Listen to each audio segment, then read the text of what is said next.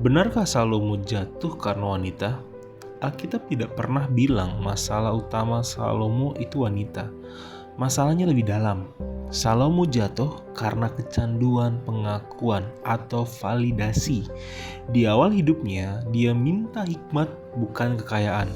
Tapi setelah seluruh dunia datang mendengar dia, ada sesuatu yang berubah.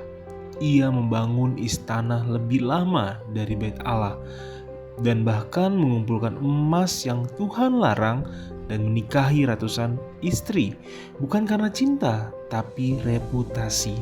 Salomo tidak kehilangan hikmatnya, ia kehilangan identitasnya. Ia tidak lagi merasa cukup dikenal oleh Tuhan, ia ingin dikenal oleh dunia.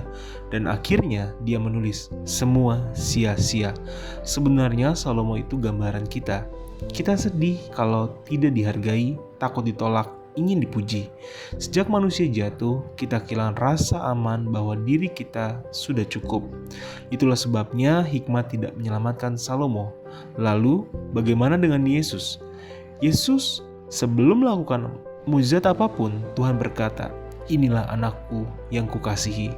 Yesus tidak hidup untuk diterima, ia hidup karena sudah diterima. Dan keselamatan Kristen sebenarnya bukan hanya diampuni, tetapi dipulihkan menjadi anak Allah. Tapi pertanyaannya, kenapa banyak orang percaya kepada Tuhan masih merasa insecure? Yaitu karena kita percaya Yesus untuk keselamatan, tapi masih mencari nilai diri dari manusia.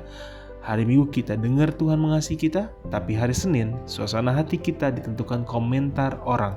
Kita tahu Tuhan menerima kita, tapi hati kita masih butuh disetujui manusia. Itulah konflik batin orang percaya, bukan tidak punya iman, tapi identitasnya belum benar-benar berakar. Ketika seseorang sungguh mengerti Injil, dia mulai taat bukan supaya dikasihi Tuhan, tapi karena sudah dikasihi Tuhan.